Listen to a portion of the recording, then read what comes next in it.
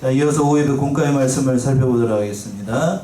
공과의 말씀은 이제 히브리서 4장 14절부터 5장 10절까지 있는 말씀인데, 말씀의 제목은 우리의 위대한 대제사장. 이렇게만 얘기하면 안 되고, 누구죠 이게? 예수 그리스도를 얘기하는 거죠. 자, 우리의 위대한 대제사장 예수 그리스도에 대해서 얘기하는 건데, 자, 대제를 공과에는 3개로 나눴어요. 첫 번째는 14절에서부터 16절까지 4장, 우리의 연약을 동정하실 수 있는 대제사장, 이렇게 개정판 번역이 그렇게 된 것 같은데 이게 별로 그렇게 마음에 와닿지 않아요. 뭐라고 쓰시냐면 우리의 연약을 체휼하신 대제사장. 개역 성경 번역이 훨씬 더 좋습니다. 우리의 연약을 어떻게 하신 제사장이요? 체휼하신 대제사장. 직접 체휼하셔가지고 겪어보신 대제사장이라는 거예요. 동정이라는 표현보다는 체휼하셨다. 그리고 대제사장의 특징을 5장 1절부터 4절까지 어떠한 분이신가를 얘기를 하는 거고, 어떻게 대제사장이 되셨는지, 그리고 이제 5절부터 10절까지는 그리스도께서 대제사장이 되신 그 경로, 경위를 얘기를 하는 거예요. 가장 중요한 말씀이 4장 14절에서부터 16절에 있다라고 해도 과언이 아닙니다. 참 귀한 말씀인데, 우리의 연약을 친히 체휼하신 대제사장이라는 거예요. 예수님이 그런 분이라는 겁니다. 14절 보시면 14절. 그러므로 우리에게 큰 대제사장이 있으니 승천하신 자 곧 하나님 아들 예수시라. 우리가 믿는 도리를 굳게 잡을지어다. 예, 14절 말씀 굉장히 중요하고 14, 15, 16절의 말씀이 참 귀한 말씀이고 아주 요긴한 말씀이에요. 14절 먼저 보시면 그러므로 라고 시작을 하고 있는데, 그러므로 라는 말은 앞에 4장 1절부터 13절까지 있는 그 말씀 다 받는다고 해도 너무너무 맞는 얘기예요. 바로 그리스도께서 우리에게 안식을 주시기 위해서 대제사장으로 오셨는데 바로 그분이라는 얘기예요. 그러므로 우리에게 큰 대제사장이 있다는 겁니다. 그렇게 연결이 되는 겁니다. 그렇게 연결돼요. 그러니까 그 믿는 도리를 굳게 잡아서 바로 믿음의 길을 걸어가라 라고 이렇게 이 히브리서를 기록한 저자가 얘기를 하고 있는 거예요. 그러니까 우리의 믿는 도리를 굳게 잡으라. 믿는 도리를 굳게 잡으라는 얘기는 곧 누구를 굳게 잡으라는 얘기지요? 예수 그리스도를 굳게 잡으라는 얘기예요. 여기서 이제 직접 예수님에 대해서 얘기를 하고 있는 거예요. 그동안에는 예수님이 어떤 분인가 이렇게 쭉 얘기를 하다가 4장 14절에서 얘기를 하고 있는 건 그게예요. 그러므로 우리에게 어떤 대제사장이 있다고요? 작은 대제사장? 큰 대제사장. 여기서 큰 자가 중요합니다. 큰 대제사장이 있다. 근데 그가 누구냐면 승천하신 자, 곧 하나님의 아들 예수라. 여기 다 포함되어 있죠. 승천. 부활해가지고 승천하신 분이 계신데 그게 누구냐면 하나님의 아들 예수라. 그냥 예수도 아니고 누구의 아들? 야, 한마디 한마디가 참으로 중요해요. 신학이 다 포함되어 있는 말씀이에요. 예수라고 해도 되는데 그냥 예수도 아니고 하나님의 아들. 하나님의 아들이라는 얘기는 하나님이라는 얘기죠? 그래요, 맞아요. 하나님이라는 얘기입니다. 하나님이라는 얘기이고, 그 하나님이 어떻게 하셨어요? 하나님이시니까 어떻게 하실 수도 있어요? 부활해가지고 승천하시고 그 대제사장이 우리에게 오셨다고요. 그 믿음의 도리, 바로 예수를 굳게 잡으라는 얘기예요.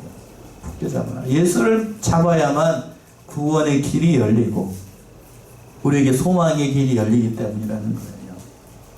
참으로 이 믿는 도리, 바로 예수를 믿는 것이 가장 깊은 진리고 가장 깊은 도리라고 하는 거예요. 다른 거 다 믿는데, 성경에는 모든 말씀들을 다 아는데 그 사람이 예수를 믿지 않는다.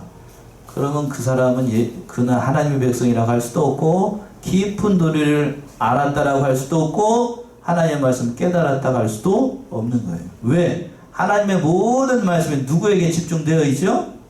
예수님에게 집중되어 있어요. 그러니까 가장 깊은 도리는 누구를 믿는 것? 예수를 믿는 거예요.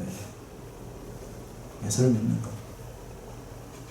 뒤집어서 생각하면 창세기 1장 1절부터 오전에도 그랬는데 요한계시록 마지막 절까지 하나님의 말씀이 잘 깨달아지지 않아도 그 말씀 가운데 역사하시는 예수 그리스도를 믿었다라고 하면 가장 깊은 진리를 깨달은 거예요. 맞나요? 그래, 예수를 믿는 거예요. 예수를 믿는 거예요. 그 얘기를 이렇게 어렵게 얘기를 하고 있다니까요. 어려운 게 아니고 그러니까 예수를 굳게 잡아야 된다는 거예요. 깊은 진리가 바로 예수 안에 있으니까요. 자, 호세아 4장을 한번 가보세요. 호세아 4장 14절. 참 귀한 말씀인데 호세아 4장 14절.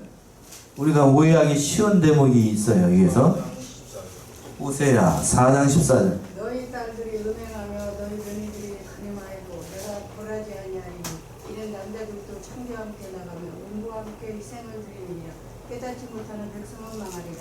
네, 뒤에 거부터 봅시다. 깨닫지 못하는 백성은 뭐 한다고요?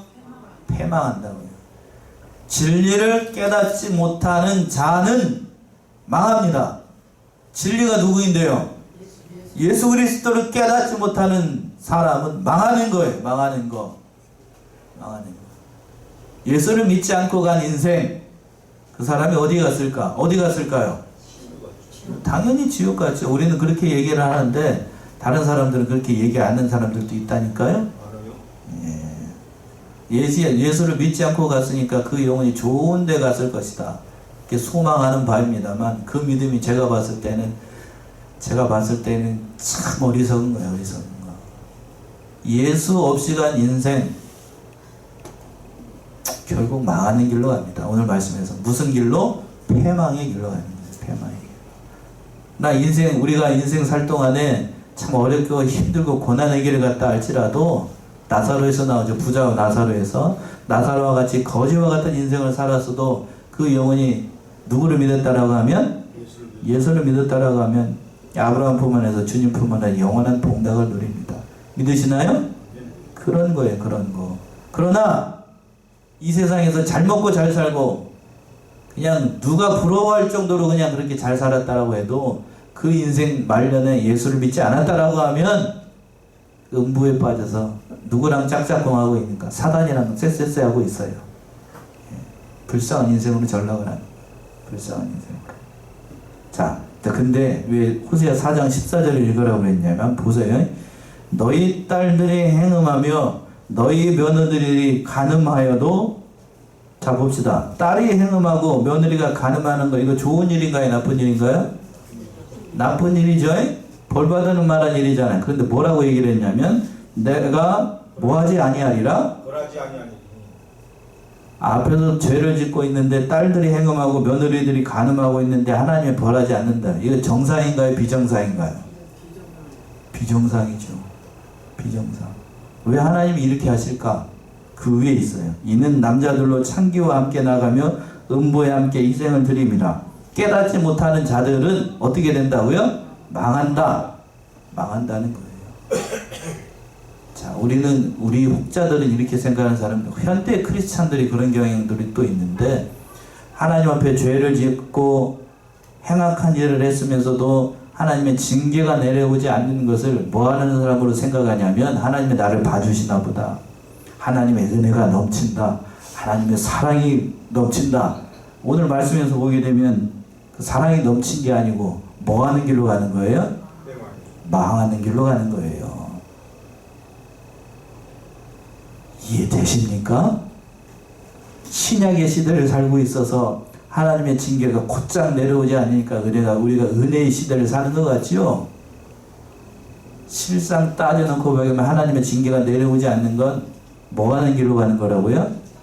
망하는 길로 가는 거예요. 저는 오히려 구약 시대처럼 하나님이 역사하셨으면 좋겠다는 생각을 해요. 특별히 하나님께서 그렇게 역사하시는 경우가 어떤 경우냐면, 하나님께서 사용하시는 종들을 쓰실 때에 사랑하시는 종들 같은 경우에는 하나님의 징계가 즉시 내려옵니다. 네? 즉시 내려와요. 즉시 내려오지 않으면 그 종이 담당하고 있는 이 성도들이 어떤 길로 가니까요? 이상한 길로 가니까 진짜로 사랑하는 종들이라고 하면 하나님의 징계가 바로 와요. 영육간에. 바로 그런 거예요. 그런 거. 그걸 그대로 적용한다라고 하면, 하나님이 여러분을 진짜로 사랑한다라고 하면, 내가 하나님 앞에서 바로 하지 못하라고 하면 하나님이 어떻게 해야 돼요? 회초리를 들고 내 이놈 해야 정상이에요.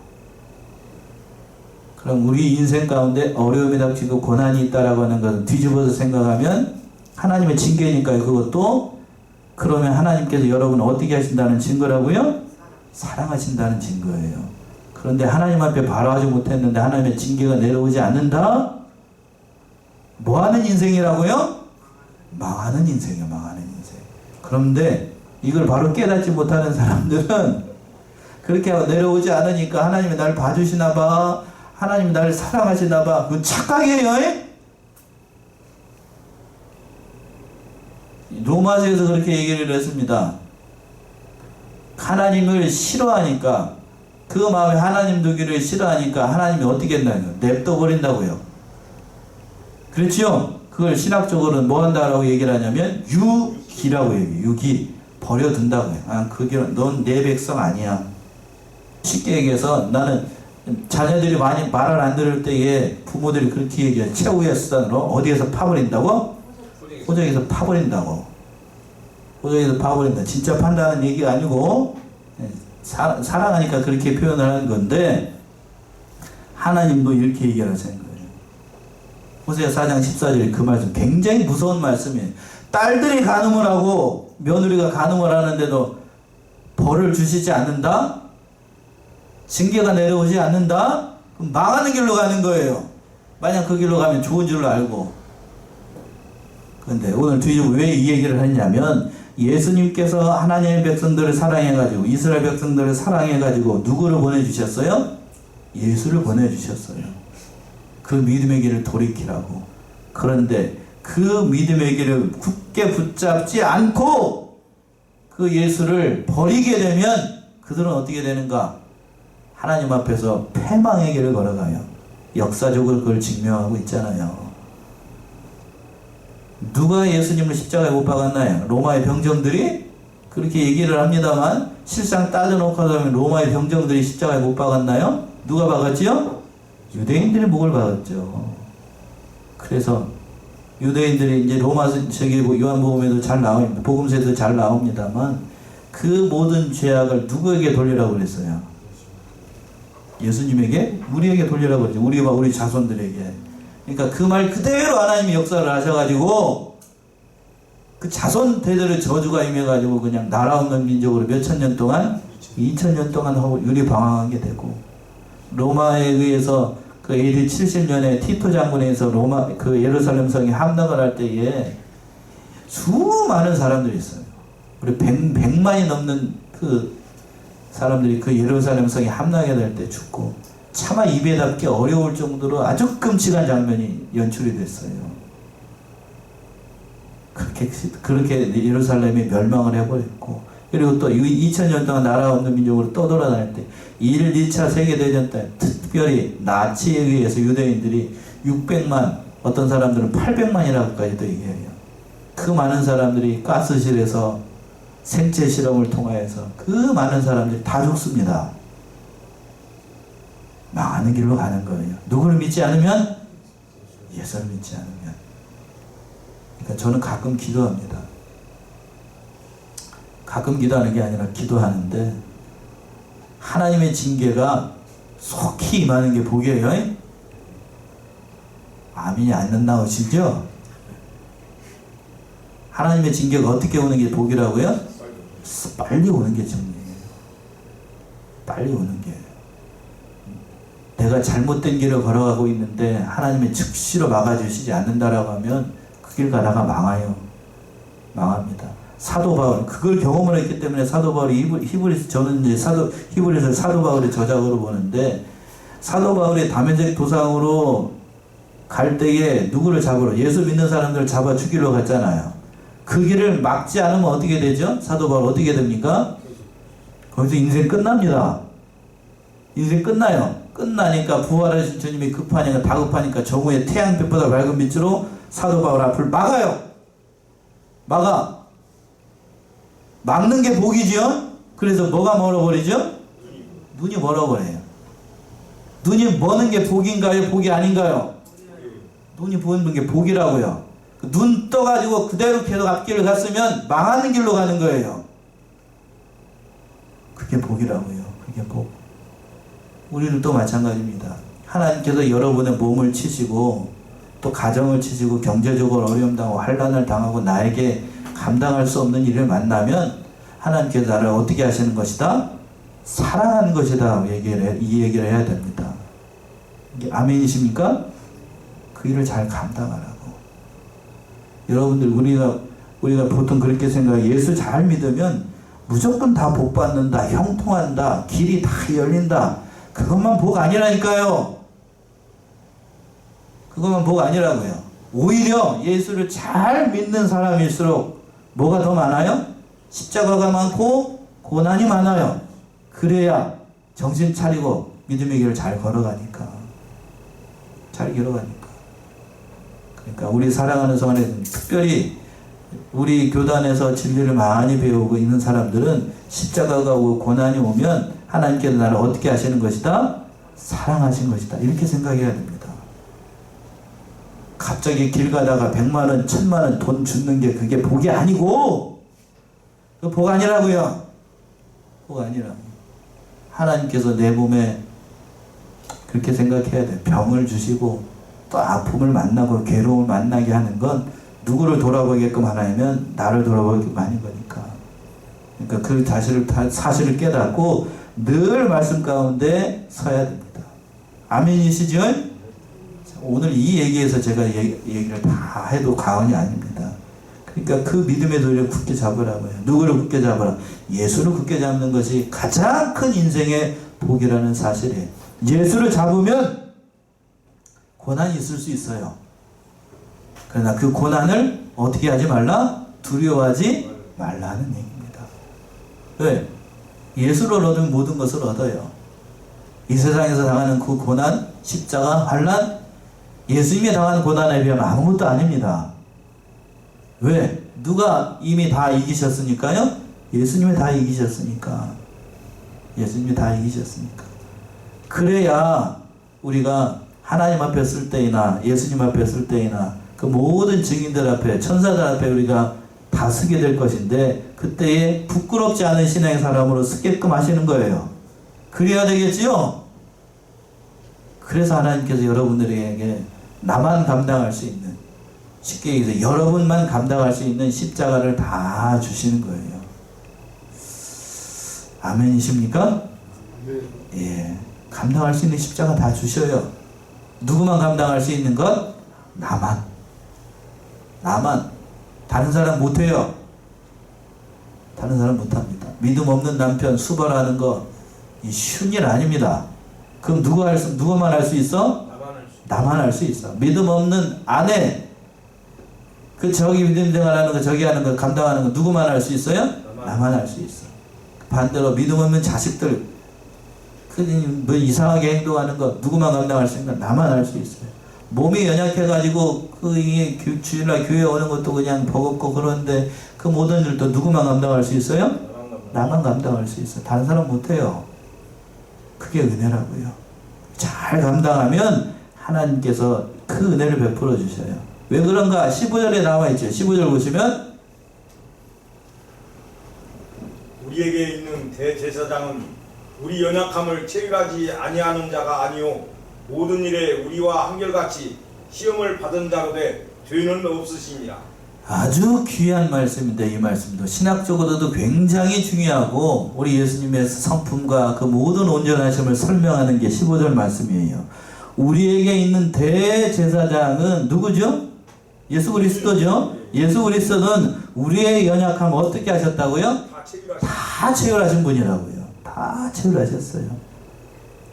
그런데 뭐가 없냐면 우리와 한결같이 시험을 받은 자로 돼 뭐가 없어요? 죄가 없어요. 죄는 없어요. 연약함을 체휼했다는 얘기는 우리와 같이 고난의 자리에 있었다라는 뜻이에요. 자, 이게 뭔 말일까? 예수 그리스도께서 우리와 같이 육신의 옷을 입고 있을 때에는 우리 인간이 당하는 모든 것들을 다 당하셨다고요. 배가 고프면 밥을 잡수셔야 됩니다. 먹으라고 그러면 좀 그러니까 또 슬픈 일을 만나면 눈물 흘리시고, 기쁜 일을 만나면 기뻐하시고, 아프면 아프셔야 되고, 그게 연약함이라고요. 인간이 누리는 생사고락의 모든 걸 예수님이 다 담당하셨다. 그게 연약함이라고, 연약함. 그러니까 우리의 모든 사정을 다 아셔요. 왜? 인간이 예수님께서 그래도 겪지 않으셔도, 겪어보지 않으셔도 하나님이니까 다 아시는데, 왜 인간이 이런 대목에서 비굴해질 수밖에 없고, 왜 연약한 가운데 나아갈 수밖에 없는지를 예수님이 다 경험을 하셨기 때문에 아셔요. 얼마나 큰 고난을 당하셨는가. 대표적으로 몇 가지만 한번 들어볼까요?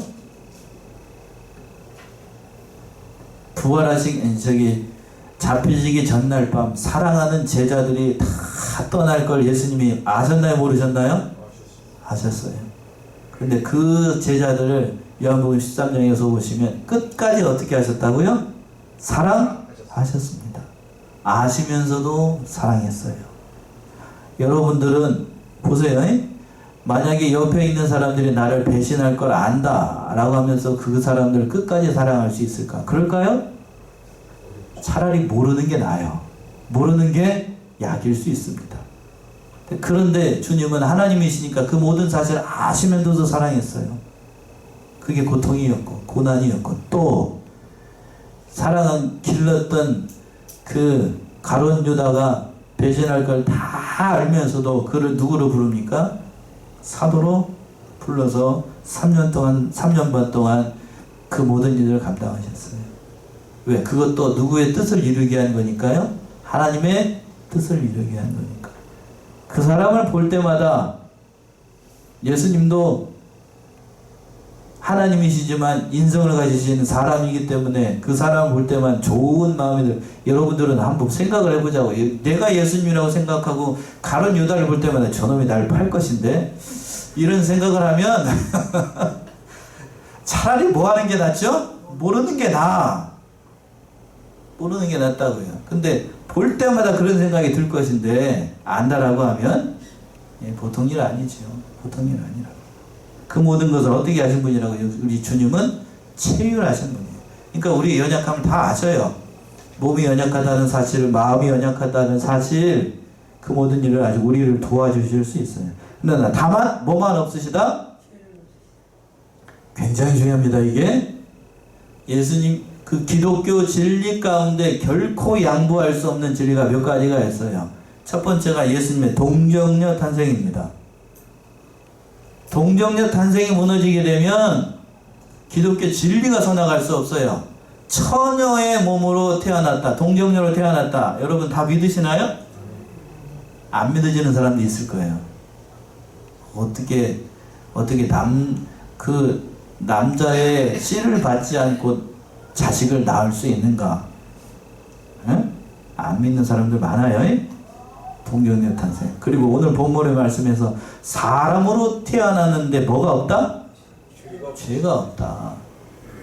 앞에서 얘기했어요. 이미 동정녀 탄생하시지 않으면 뭐를 계속해서 유전을 받냐면 죄를 유전을 받아요. 그러니까 기독교 진리 가운데 양보할 수 없는 진리가 동정녀 탄생이에요. 동정녀 탄생이 무너지게 되면 인간으로 오신 예수님 뭐가 있는 존재로? 죄가 있는 존재가 되니까 동정녀 탄생은 여기 연결되는 진리예요. 그러니까 죄가 없는 거예요. 죄가 없으신.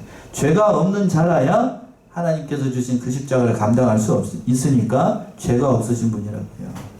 그래서 또 16절 보시면 그런 분이시니까 우리가 어떻게 나아갈 수 있는가? 16절. 그러므로 우리가 긍휼하심을 받고 때를 따라 덮는 은혜를 얻기 위하여 은혜의 보좌 앞에 담대히 나아갈 것입니다. 그러므로 우리가 긍휼하심을 받고 때를 따라 돕는 뭐를 얻기 위하여? 은혜를 돕기 위하여 은혜의 보좌 앞에 담대히 나아갈 수 있어요. 그러니까 그러므로라는 말 앞에 있는 말이죠. 예수 그리스도께서 우리의 그 모든 연약함을 체휼했으니까 그 긍휼하심을 따라서 그 은혜를 따라서 때를 따라 돕는 은혜를 구하면서 하나님의 보좌 앞에, 은혜의 보좌 앞에 담대히 나아갈 수 있어요. 참 이 표현이 참 좋습니다. 때를 따라 돕는 은혜. 때를 따라 돕는 은혜.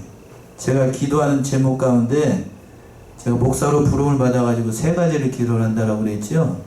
여기 가운데 하나인데, 첫 번째는 3가지예요. 새벽마다 기도할 때에 하나님의 말씀을 깊이 깨닫는 그런 종이 되게 해달라고. 두 번째는 하나님의 인격, 그리스도의 인격을 담는 그런 사람이 되게 해달라고. 마지막으로 3번째는 영육간에 필요한 양식을 때를 따라 주시라고요. 목사도 사람이기 때문에 하나님의 양들을 돌볼 때에 영적인 양식도 있어야 되고, 또 더불어서 무슨 양식도 있어야 돼요? 육의 양식도 있습니다. 목사도 사람이기 때문에 배고프면 할 수가 없어요. 예? 그래서 이렇게 기도하고 있어요. 늘 이 은혜를 구해야 돼요.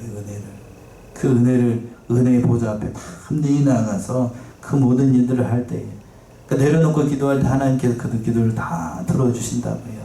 친히 경험하셨기 때문에. 자, 여기까지만 해도 참 귀한 말씀인데, 뒤에 5장도 나와 있으니까 빨리 한번 봅시다요. 두 번째는 대제사장의 특징에 대해서 어떤 분이 대제사장이 될 수 있는가를 얘기를 하는 것인데, 1절부터 4절까지 있는 말씀인데요. 자, 1절, 2절 한번 보세요. 1절, 2절. 대제사장마다 사람 가운데서 취한 자임으로 하나님께 속한 일에 사람을 위하여 예물과 속죄하는 제사를 드리게 하나니, 저가 무식하고 미혹한 자를 능히 용납할 수 있는 것은 자기도 연약에 쌓여 있음이니라. 예, 대제사장은 하나님께서 그 대제사장을 세울 때에 3가지 원칙이 있다고요. 첫 번째 1절과 2절에 있는 것처럼 대제사장은 사람 가운데서 취해야 됩니다. 그렇죠? 대제사장마다 사람 가운데서 취해야 돼요. 사람이래야 사람의 죄를 어떻게 할 수 있어요? 대속할 수 있기 때문에 대제사장은 반드시 사람으로 채워야 됩니다. 사람이래야 돼요. 양이 죄를 지으면 양이 죄를 갚아야 되고, 사람이 죄를 지으면 누가 갚아야 돼? 사람이 죄를 갚아야 되니까 반드시 그 사람이래야 돼요. 사람. 그러니까 우리에게 오신 대제사장인 예수님도 반드시 하나님이심과 동시에 뭐가 되셔야 된다고요? 완전하신 인간이 돼야 돼요. 인간. 사람이 되셨어요. 그래서 사람이 되신 거예요. 두 번째는 3절에 있는 것처럼, 3절을 보시면, 이러므로 백성을 위하여 속죄제를 드린 것 같이 또한 자기를 위하여 드리는 것이 마땅하니라. 예, 백성들을 대신해서 하나님께 속죄 제사를 드려야 됩니다. 하나님 백성을 대표를 해가지고, 이거 대표 원리라고 하는데, 신학적으로는 그 모든 일들을 이루기 위해서 하나님께 속죄 제사를 대표해서 드려야 돼요. 그리고 3번째는 4절에 있는 거죠. 4절. 이 존귀는 아무나 스스로 취하지 못하고 오직 아론과 같이 하나님의 부르심을 입은 자라야 할 것이니라. 예, 이 존귀는 아무나 스스로 취하지 못하고 오직 아론과 같이 누구의 부르심을 입은 자? 하나님의 이르심을. 마지막 3번째는 대제사장이 되려면 하나님이 불러서 세운 사람이래야 됩니다. 아무나 될 수가 없어요. 오늘날의 목사도 마찬가지예요. 성도들도 마찬가지고. 먼저 성도들 얘기를 하면, 이 자리에 앉아 있는 것도 하나님께서 여러분들을 지명하여서 불렀기 때문에 이 자리에 앉아 있는 겁니다. 아멘이십니까? 이 자리에 앉고 싶어도 앉을 수 있는 게 아니에요. 우리 교회가 크다라고 해서 자리가 많이 비어있다고 해서 낙심할 일이 아니고, 이 자리에 부른 사람만 이 자리에 앉을 수가 있는 거예요. 아멘이시죠? 내가 이 자리에 앉아 있는 것 같아도 성령 하나님께서 친히 역사를 하셔가지고 이 자리에 앉게끔 했기 때문에 앉는 겁니다. 근데 안타까운 사실은 뭔가 하면, 날이 가고 날이 갈수록 믿는 사람이 많아질까요? 적어질까요? 적어집니다. 적어져요. 우리 대한민국의 믿음의 형편을 보게 되면 믿음의 문이 열린 시대가 아니고 어떤 시대를 살아가고 있다고? 이제 닫혀지는 시대를 살아가고 있어요. 그걸 어디서 느끼는가? 전에도 한번 말씀드렸죠? 자, 총신대학교 신학대학원 대학교가 목사님을 양성하는 그런 신대원이 전문적인 신대원, 그 신대원이 사상 처음으로 미달이 됐대요. 신대원의 신학대학은 일반 대학교로 나오고 목사님이 되기 위해서 전문적으로 배우는 그 신학대학은 대한민국의 그 목회자 양성이 1등, 쉽게 얘기하면 그 목사님 만드는 곳에서 서울대학교입니다. 총신대학교 신대원이 거기가 미달이 됐다고요. 그 얘기인즉슨 대한민국의 믿음의 형편이 어떻게 되는 시대가 열려지고 있다. 지금 열린 시대가 아니고 닫혀지는 시대예요. 닫혀지는 시대. 목사님들이 그렇게 적어진다라고 하면 앞으로 담임할 그 목사님들이 섬길 교회가 어떻게 된다는 얘기죠? 많아진다는 얘기예요? 적어진다는 얘기예요? 적어진다는 얘기예요. 우리 교단은 이미 그 상황이 접어들었어요. 그래서 지금 아우성이야, 아우성. 좀 지나면 10년, 20년 지나면 암담합니다. 암담해요. 그런 시대를 우리가 살아가고 있어요. 그러니까 하나님의 부르심을 받은 것 우리가 귀하게 여기고 귀하게 여겨야 돼요.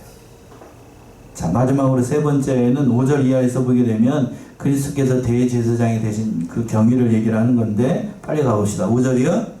또한 이와 같이 그리스도께서 대제사장 되심도 스스로 영광을 취하심이 아니오 오직 말씀하신 이가 저더러 이르시되 너는 내 아들이니 내가 오늘날 너를 낳았다 하셨고. 예, 하반절에 있는 말씀이 중요한데 너는 내 아들이 내가 오늘날 너를 낳았다. 이거는 예수님이 바로 메시아 그리스도라는 사실을 하나님께서 친히 증명하시는 거예요. 선언하시는 거고. 그런데 한 가지 주의할 것은 하나님이 내가 오늘날 너를 낳았다라고 해서 하나님께서 낳았다라고 해서 예수님이 그러면 하나님께서 낳았으니까 하나님보다 열등한 존재인가 못한 존재인가 그렇게 생각하면 될까요? 안 될까요? 안 됩니다. 성부, 성자, 성령을 얘기를 할 때에 이건 질서면에서 그렇게 얘기를 하는 거지 그렇게 부르는 것 뿐이에요. 모든 권위와 영광에 있어서는 성부, 성자, 성령이 동일합니다. 동일. 다, 세 분 다 하나님이 이렇게 얘기를 하면 하나님은 세 분이신가요? 한 분이신가요? 삼위일체 하나님이에요. 하나님입니다. 근데 이 얘기하기가 참 조심스러운데 그러면 다 하나님이라고 해놓고는 한 분이라고 그러면 그게 뭔 소리래요? 인간으로는 이해를 안 돼요. 머리로 이해가 안 됩니다. 가봐야 알아요. 어디에? 천국에 가봐야 알아요. 하나님은 세 분이 아니고 몇 분이라고요? 한 분이에요. 한 분인데 위가 생겨. 인격이 세 개라고. 인격이. 역사하시는 분이 세 개라고 설명하는 사람들도 있는데 그건 온전한 세 개 아니고 가장 중요한 건 저는 그렇게 얘기해요. 삼위일체 하나님이라고 얘기를 하고 삼위. 위가 세 개라고요. 삼위일체. 몸이 하나야. 한 분 하나님이에요. 어떻게 그걸 어떻게 이해를 합니까? 그렇게 믿고 우리는 어디 가면 된다? 천국 가서 감상하시라. 저는 그렇게 소개합니다. 어디 가라고요? 천국 가. 삼위일체 하나님을 믿고 성경의 모든 말씀들이 다 깨달아지는 건 아니라고 했어요. 그 깨달아지지 않는 진리는 어디 가서 안 되게 된다고요? 천국 가서. 너무 조바심내실 필요 없어요. 자, 거기까지 하고 또 6절. 또한 이와 같이 다른 데 말씀하시되 네가 영원히 멜기세덱의 반차를 쫓는 제사장이라 하셨으니. 예, 인간편에서 멜기세덱의 반차라는 얘기는 그 하나님께서 내신 특별한 제사장이라는 의미가 담겨 있어요. 거기까지 하고 이제 7장에서 다시 한번 보도록 하고요. 7절. 그는 육체에 계실 때 자기를 죽음에서 능히 구원하실 이에게 심한 통곡과 눈물로 간구와 소원을 올렸고 그의 경외하심을 인하여 들으심을 얻었느니라. 예, 7절 보시면 그는 육체에 계실 때에 자기를 죽음에서 능히 구원하실 이 누구죠? 능히 구원하실 이 내가 누구예요? 죽음에서 구원하실 분 성부 하나님이죠. 그 하나님께 심한 통곡과 눈물로 간구와 소원을 올렸고 그의 경외하심을 인하여 들으심을 얻었다. 이건 어떤 사건을 얘기하는 것 같아요? 예수 그리스도께서 십자가를 지시기 위해서 겟세마네 동산에서 기수하실 때의 정황을 표현하는 거예요. 그렇다면 여기서 또 한 가지 문제가 뭐냐면, 그러면 성자 하나님은 성부 하나님보다 못하기 때문에 슬픔과 눈물과 심한 통곡과 눈물로 하나님 앞에 그 기도를 드렸나요? 그렇게 이해하면 안 된다라는 얘기예요. 뭐가 부족해서 예수님께서 하나님께 기도했다, 성부 하나님께 기도했다, 그렇게 이해하면 안 돼요. 순정의 모범을 보여주시기 위해서. 뭐의 모범? 순정의 모범. 그래서 그랬잖아요. 그 하반절에 경외한 심을 인하여 들으심을 얻었다. 그래서 그 8절의 말씀이 그 말씀이에요. 8절 보시면 그가 아들이시라도 받으신 고난으로 순종함을 배워서 9절까지요. 온전하게 되었은즉 자기를 순종하는 모든 자에게 영원한 구원의 근원이 되시고 10절까지. 하나님께 멜기세덱의 반차를 쫓은 대제사장이라 칭하심을 받았느니라. 예. 성부 하나님께 예수님이 성자 하나님으로서 이렇게 기도하는 건 순종을 배우는 거예요. 순종. 누구에게 순종을 배우는가? 예수님 자신이 순종을 배우는 게 아니고, 그걸 보고 있는 모든 사랑하는 사람들이 순종을 배우게끔 뭘 보여주셨는가? 본을 보여주신 거예요. 성자 하나님도 누구에게 기도했다고요? 성부 하나님께 기도했어요. 그럼 하나님도 하나님 앞에 기도했는데, 하나님이 아닌 우리와 같은 연약한 인생들은 당연히 누구에게 기도해야 되죠? 그렇다고요. 8절 다시 한번. 그가 아들이시를지라도 받으신 고난으로 뭘 배웠다고요? 순종함을 배워서 온전하게 되셨습니다. 여기서 온전하게 됐다는 얘기는 뭐 죄가 있거나 불완전해서 온전했다는 게 아니고, 그 모든 연약한 인생들을 위해서 참으로 온전할 수 있는 것은 예수님과 같이 뭐한 인생으로 돼야 된다? 순종하는 삶을 살아야 온전해질 수 있다는 본을 보여주신 거예요. 예수님이 부족해서가 아니고. 이해되시지요? 그런 말씀으로 얘기를 하는 겁니다. 제가 너무 소리를 지르는 것 같다. 마지막으로 10절 보시면 하나님께서 멜기세덱의 반차를 쫓는 대제사장이라 칭함을 입었다.